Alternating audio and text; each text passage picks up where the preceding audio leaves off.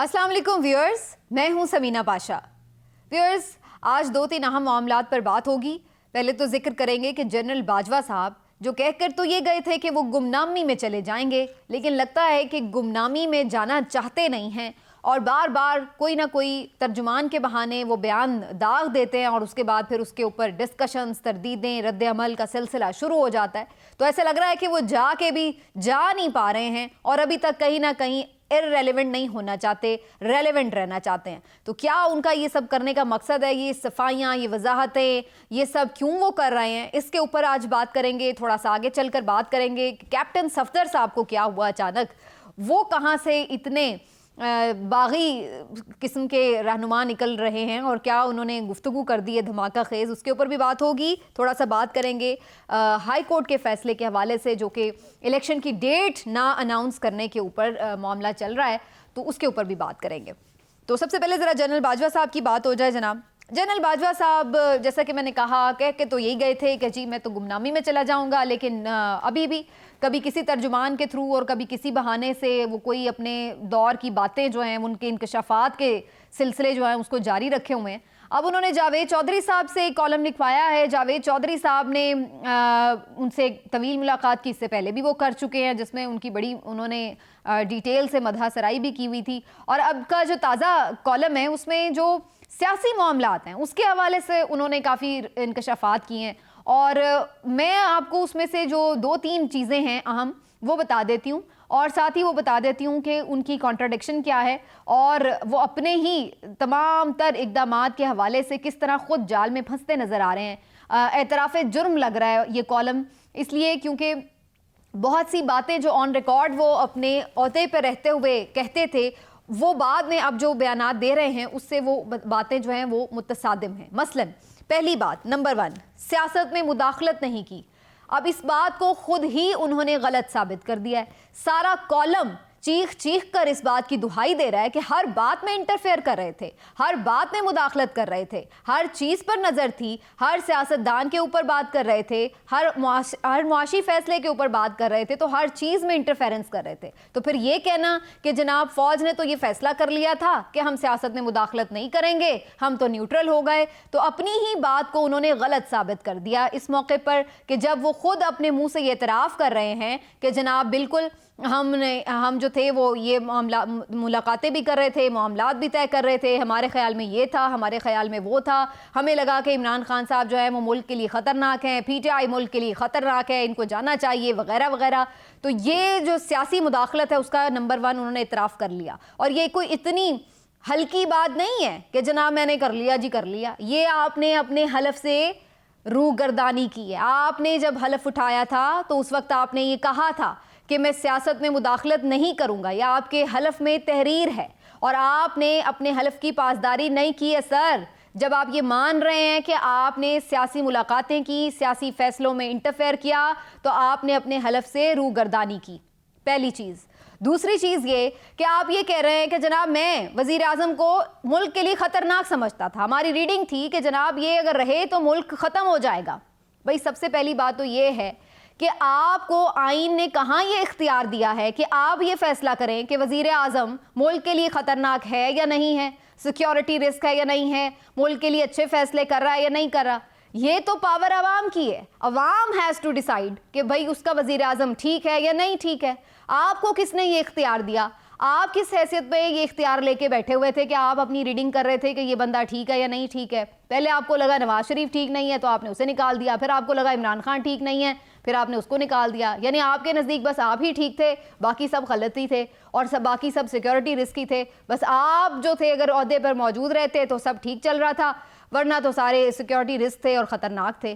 तो ये आपने जो बात की है, आपने खुद एतराफ़ कर लिया इस बात का जो इमरान खान साहब बार बार कह रहे थे कि रजीम चेंज हुआ और जनरल बाजवा इसके ज़िम्मेदार हैं। और जनरल बाजवा ने बाहर की ताकतों के एमा पर ये रजीम चेंज अपने निगरानी में करवाया।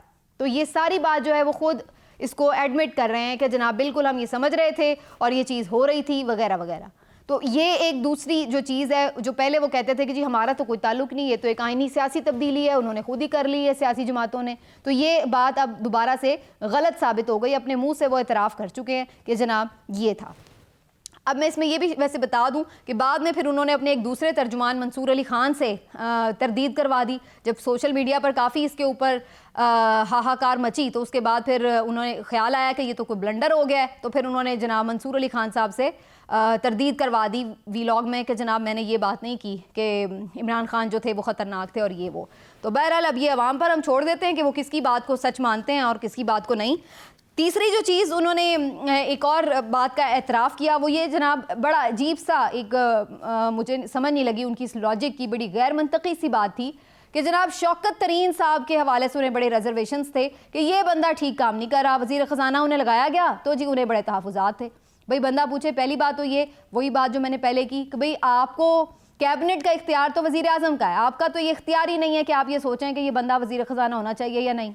दूसरी बात ये कि वज़ीर ख़जाना शौकत तरीन साहब, ये पिछले जो 4-5 वज़ीर ख़जाना गुजरे हैं उनमें से वो बेहतरीन वज़ीर ख़जाना इसलिए हैं कि उनके दौर में बहुत सारे हमने देखा कि जो एहसास प्रोग्राम थे वो शुरू हुए, बहुत सारे लोगों के जो सब्सिडीज़ थी वो हुई, सेहत कार्ड मिले, फिर हमने देखा कि 6% तक ग्रोथ गई, इंडस्ट्री बहुत तेज़ी से फ्लरिश कर रही थी। तो पाकिस्तान में इकॉनमी की सूरत हाल तो काफ़ी हद तक बेहतर नज़र आ रही है बाकी सब के साथ अगर कंपेयर किया जाए शौकत तरीन साहब के दौर को। तो आपको क्यों लगा कि वो मुल्क का बेड़ा गर्क कर रहा है और आपने ये कहा कि जी ये तो बैंक नहीं अपना चला सका तो मुल्क की इकॉनमी क्या चलाएगा। तो भाई ये अगेन आपकी ये एक इंटरफेरेंस के मुतरादिफ है कि आप ये चीज़ों पर, आप कोई इकॉनमी एक्सपर्ट तो है नहीं, तो आप किस हवाले से ये तय कर सकते थे कि कोई बंदा सही इकॉनमी चला रहा है या नहीं चला रहा। तो उसके बाद अपनी ही इस बात की कॉन्ट्राडिक्शन इस तरह भी नज़र आती है कि बाद में जब ये पीडीएम हुकूमत आई, उसने आके जब मामला नहीं संभाले जा रहे थे तो फिर शौकत तरीन साहब को ये पैगाम भेजा गया कि जनाब आप इनकी मदद करें। उस पर शौकत तरीन साहब ने फिर कहा, ऑन रिकॉर्ड भी उनके ये स्टेटमेंट्स मौजूद है कि भाई मैं क्यों इनकी मदद करूं, मैं तो पीटीआई के लिए भी तो मैं ही काम कर रहा था ना, मेरे काम से अगर आप लोग मुतमईन नहीं थे तो आप मुझे क्यों कह रहे हैं कि इनकी मदद करो। तो शौकत तरीन साहब अगर इतने ही नालायक थे, निकम्मे थे, तो फिर उनसे क्यों मदद मांगी जा रही थी रजीम चेंज के बाद। तो ये एक अपनी ही राय की कॉन्ट्राडिक्शन है उनकी जो इस कॉलम में नज़र आती है। लेकिन बहरहाल जनाब इस पर अब ज़ाहिर है पीटीआई का बड़ा शदीद रद्दअमल सामने आया है और इमरान खान साहब जो हैं उन्होंने भी कहा है कि अपने मुंह से एतराफ़ कर रहे हैं वो कि क्या क्या वो करते रहे हैं अपने दौर में। और उसके बाद अब फवाद चौधरी साहब ये बात करें, लेकिन सवाल फिर वही है कि ये कोई पहली दफ़ा तो हुआ नहीं है, ये तो बार बार हम देखते हैं और ये होता ही रहेगा मुझे तो लगता है। क्यों? क्योंकि जब तक इस चीज़ को रोका नहीं जाएगा तो तब तक तो ये होता ही रहेगा ना। वही बात है परवेज़ मुशर्रफ साहब वाले कॉलम, ये जो वीलॉग है उसमें मैंने ये बात की थी कि अगर आर्मी चीफ ये समझता है कि उसकी अनएंडिंग पावर्स हैं तो किसका दिल करेगा अपनी अनएंडिंग पावर्स को सरेंडर करने के लिए। तो ये तो फिर हमें खुद ही सिविलियंस को देखना पड़ेगा, रोकना पड़ेगा कि कहाँ पे कैसे इख्तियारात को महदूद करना है और उसके लिए आपको नो कहना पड़ता है, जो कि हमें नज़र आ रहा है कि अब आहिस्ता आहिस्ता उस तरफ चल पड़ा है मामला। लेकिन वो कितना खड़ा होकर कह सकता है, कितना उसमें अभी दम खम है, ये अभी देखना बाकी है। लेकिन बहरहाल जनाब जनरल बाजवा साहब जो हैं वो इस तरह की वजाहतें दे रहे हैं और ये वजाहतें उनको मज़ीद कसूरवार ही ठहरा रही हैं। उससे उनको कोई ये नहीं मिल रहा कि उनका इमेज कोई बेहतर हो रहा है, बल्कि मज़ीद हम यही देख रहे हैं कि लोग इमरान खान साहब की बात को सच साबित होता देख रहे हैं। और बहुत सारे जो ऐसे किरदार जो उस वक्त खामोश थे अब वो आहिस्ता आहिस्ता बोलना शुरू हो गया और ऐसे ही किरदारों में खुद पीडीएम के भी बहुत सारे लीडरान शामिल हैं। जी हाँ, मैं बात कर रही हूँ, आप देख ले जो अब निकल रही हैं आवाज़ें, खुद पीएमएलएन के अंदर से उठ रही हैं, पीपल्स पार्टी के अंदर से उठ रही हैं। मैं बहुत से लोगों का नाम ले सकती हूँ, लतीफ़ खोसा साहब हैं, मुस्तफ़ा नवाज़ खोखर साहब हैं जो कि अब पीपल्स पार्टी ही छोड़ चुके हैं। अगर पीएमएलएन की बात करूं तो उसमें भी आपको बहुत सारे लोग नज़र आ जाएंगे। आप देख लें सरदार मेहताब अब्बासी साहब ने भी जो अभी कुछ दिन पहले गुफ्तगू की है, अच्छी खासी सुना दी है उन्होंने आईना दिखा दिया है। एबटाबाद वाला जो मरियम का कन्वेंशन था उसमें उन्होंने कहा कि अगर आप आंखें खोल के देखें तो आप फ्लॉप हो गए हैं, बंदा ही कोई नहीं आया हुआ आपके कन्वेंशन में, या आपके अपने लोग बोल रहे हैं, अब कोई दूसरा नहीं बोल रहा। सरदार मेहताब अब्बासी साहब एक सीनियर शख्सियत हैं पीएमएलएन की, कोई छोटा मोटा वर्कर नहीं है, छोटा मोटा लीडर नहीं है। सरदार मेहताब अब्बासी साहब चार्जशीट कर दिया उन्होंने आपको कि आपने क्या मुल्क का हाल कर दिया, इलेक्शन कराओ, वो भी इसी बात पर खड़े नजर आ रहे हैं। शाहिद खाकान अब्बासी साहब हैं, उनके अपने हैं। मिफ्ता इस्माइल साहब जो बखी उधेड़ हैं आजकल, वो अलहदा अपना आप देख रहे हैं कि वो पूरा चैप्टर पूरा खुला पड़ा है, किस तरह से इसहाक डार साहब को ला के इकॉनमी तबाह की गई है, किस तरह से उनके हाथ में सब कुछ दे के एक अना को तस्कीन पहुंचाने के लिए सिर्फ अवाम को जिस तरह से कचूमर निकाल दिया, उसको फांसी पर लटका दिया है, वो हाल किया है इसहाक डार साहब ने। और मिफ्ता को आपने अब जब इस तरह से सारा रिमूव किया है तो बाद में मिफ्ता साहब आपकी पॉलिसीज़ के खिलाफ बोल रहे हैं। सिर्फ फिर मिफ्ता साहब नहीं हैं, और भी कई आवाज़ें जो हैं वो निकल रही हैं PMLN के अंदर से। और अब तो हद ही हो गई, मतलब मरियम के अपने घर के अंदर से आवाज़ निकल आई है। कैप्टन सफदर साहब ने जो आज ARY के साथ खुसूसी गुफ्तगू की है वो आप सुन लें। वो कह रहे हैं कि जी वोट को इज्जत दो का बयानिया तो हमने खुद अपने हाथों से दफन कर दिया। हमने जिस दिन एक्सटेंशन के लिए वोट दिया, जिस दिन हमने अपने उसूली मौक़िफ़ पे कॉम्प्रोमाइज़ किया, तो वहाँ पे हमने अपना बयानिया ख़त्म कर दिया। अब ये बयानिया नहीं चलेगा। तो मरियम जितने मर्जी तावीज़ चढ़ा लें इस बयानिए के, अब ये बयानिया नहीं चलने वाला। अब बयानिया आपको दूसरा बनाना पड़ेगा। अब आके आप गालियाँ दें इमरान खान को, बाजवा को या चीफ जस्टिस साकिब निसार को, जिसको भी, ये लोग अब चीज़ बाय नहीं कर रहे हैं। और ऊपर से जो आपने मईशत में उनका कबाड़ा किया है, उसके बाद कोई आपकी कहानी तोता मैना की सुनने के लिए तैयार नहीं होगा। तो अब ये सारी बातें हम नहीं कर रहे, तज्जियाकार नहीं कर रहे, बल्कि ये खुद अपने अंदर से आवाज़ें आपकी उठ रही हैं। कैप्टन सफदर साहब ये बात कह रहे हैं कि ये गलत फैसला था, और जिन लोगों ने भी जाके ये सारे इनको मशवरे दिए, ये सारे गलत मशवरे थे, और अब हम उसी का खमियाजा भुगत रहे हैं। और इसी तरह से PMLN के रहनुमा कहते हैं कि जनाब ये अदम एतमाद का ही वोट नहीं देना चाहिए था। सरदार मेहताब अब्बासी साहब कह रहे हैं इमरान खान के खिलाफ लाना ही नहीं चाहिए था। और सफदर साहब कह रहे हैं कि जी जो लोटे आपने बनाए हैं ये नहीं होना चाहिए, ये गलत है कि आप किसी के टिकट पे जीते और किसी दूसरे के साथ आपकी हमदर्दियाँ हो। तो अब लेवल वो आ गया है। बड़ी इंटरेस्टिंग ये बात है नाज़रीन, इस बात को समझें कि मज़े की बात यह है कि जुल्म सितम, फेंटी, मुकदमात, अगवा, हर तरह का प्रेशर, दबाव, धमकियाँ, ये सब की जा रही हैं PTI के लोगों के ऊपर। किस लिए? कि वफादारी तब्दील कर लें, इमरान खान को छोड़ दें। जो उनके एलाइज हैं, परवेज़ इलाही साहब हों, शेख रशीद साहब हों, उनको भी इसी तरह बिल्कुल जिसको कहते हैं ना कि दीवार से लगाया पड़ा है, उनके साथ भी सख्ती हो रही है, शदीद सख्ती हो रही है, सुमर में सख्ती हो रही है। लेकिन किस लिए हो रही है? कि जी खान का साथ छोड़ दो। और मज़े की बात यह है कि PTI के बंदे हों, चाहे शहबाज गिल हों, आज़म सवाती हों, फवाद चौधरी हों, शेख रशीद हों, चौधरी परवेज़ इलाही हों, और कितने ही और नाम, वो सब छोड़ने के लिए तैयार नहीं है। वो बागी नहीं हो रहे। बागी कौन हो रहे हैं? PMLN वाले। ये कितनी दिलचस्प बात है कि पहली दफ़ा हम ऐसा देख रहे हैं कि लोग पहले नामालूम कॉल्स पर ढेर हो जाया करते थे। अब ढेर होना तो दूर की बात है, वो डटे खड़े, अगले मुश्किलें सह रहे हैं, कॉम्प्रोमाइज़ नहीं कर रहे। और इधर जो इक़्तिदार में बैठे हैं वो अपने हाथ खड़े कर बैठे हैं कि भाई हम बाज आए ऐसे इक़्तिदार से, हमें माफ़ी दे दो, हम तो अवाम में जाने के काबिल नहीं रहे। तो तोड़ना उस जमात को चाह रहे हैं और टूट अपनी जमात रही। हालांकि PMLN वो जमात थी जो वोट को इज्जत दो का बयानिया जब लेके चल रही थी, तो कोशिशों के बावजूद भी उस तरह से जमात को नुकसान नहीं पहुंचाया जा सका था जैसे चाह रहे थे पहुंचाना। लेकिन अब जबकि वो इक़्तिदार में हैं और नुकसान पहुंचाना भी कोई नहीं चाह रहा, बल्कि सब सपोर्ट करना चाह रहे हैं, और उस सूरत में आप देखें कि उनके लोग जो हैं वो हमें फासला करते इख्तियार दिखाई दे रहे हैं लीडरशिप से, जबकि जो इधर PTI वाले हैं वो डटे खड़े। तो ये एक दिलचस्प तब्दीली है पाकिस्तानी सियासत में जो नज़र आई है, और मेरा ख्याल है कि अगर ये तब्दीली थोड़ी कंटिन्यू करे और ये जुर्रत सब लोग पैदा करें, भले वो जज साहिबान हो, जुडिशरी हो हमारी, चाहे वो इलेक्शन कमीशन ऑफ पाकिस्तान हो, चाहे वो पॉलिटिशियंस हों, कि अगर आप ये सोच लें कि यार आपने किसी उसूली मौक़िफ़ पे खड़े होना है, तो 1, 2, 4 उसके बाद जब सब खड़े हो जाते हैं तो सबको नई दीवार से लगाया जा सकता। इज्तिमा जब हो जाता है तो उसके ऊपर उस तरह से चीज़ें थोपी नहीं जा सकती। कमज़ोरी ही तब होती है जब कोई एक कॉम्प्रोमाइज़ कर लेता है, दूसरा कर लेता है, तो फिर वो ताकत जो है वो उसी तरह से फिर अपने खुमार में रहती है। यही सूरत हाल है।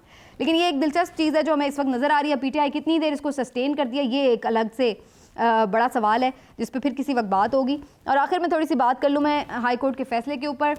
अगरचे जब तक मैं ये रिकॉर्ड कर रही हूँ अभी तक ये फ़ैसला आया नहीं है। ये सूबों में जो इंतखाबात के हवाले से इलेक्शन डेट ना देने का मामला है उसके ऊपर फ़ैसला आना है। लेकिन इसमें जो अभी तक की पेशरफ्त हुई है वो बड़ी अफसोसनाक है। यानी वो तमाम लोग जिनका जो काम है वो जाके अदालत में हल्फन ये बता रहे हैं कि हम ये काम नहीं कर सकते जो हमारा काम है।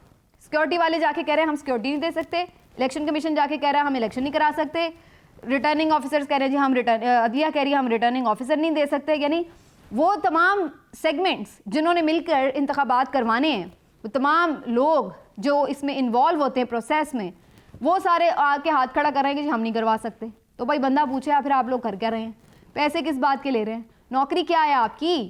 इलेक्शन कमीशन का तो काम ही है कि आपने इंतखाब करवाने हैं, वो ही नहीं आप करवा सकते। हर दूसरे दिन आप अदालतों में आके यही बहाने बना रहे होते हैं हम तैयार नहीं हम तैयार नहीं हम तैयार नहीं। यही हाल सिक्योरिटीदारों का। भाई आपका काम ही है कि सिक्योरिटी प्रोवाइड करें।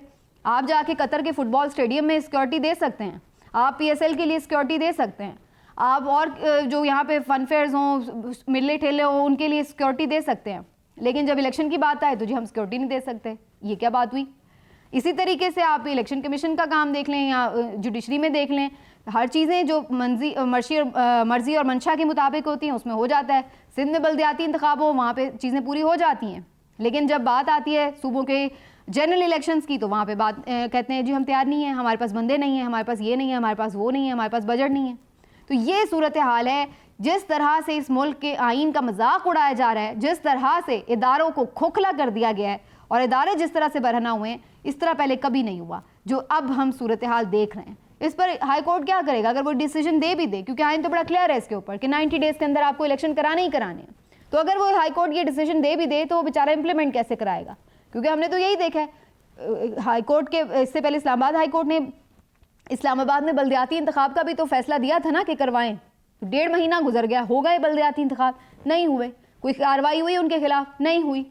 तो अब ये भी अगर दे देंगे कि भाई करवाएं आप 90 दिन में, तो कोई नहीं करवाएगा। तो कोई अदालत के पास तो अपनी कोई फोर्स नहीं है कि जो डंडे के जोर पर जाके अपना फैसला इंप्लीमेंट भी करवा दे, वो तो सिर्फ ऑर्डर कर सकती है।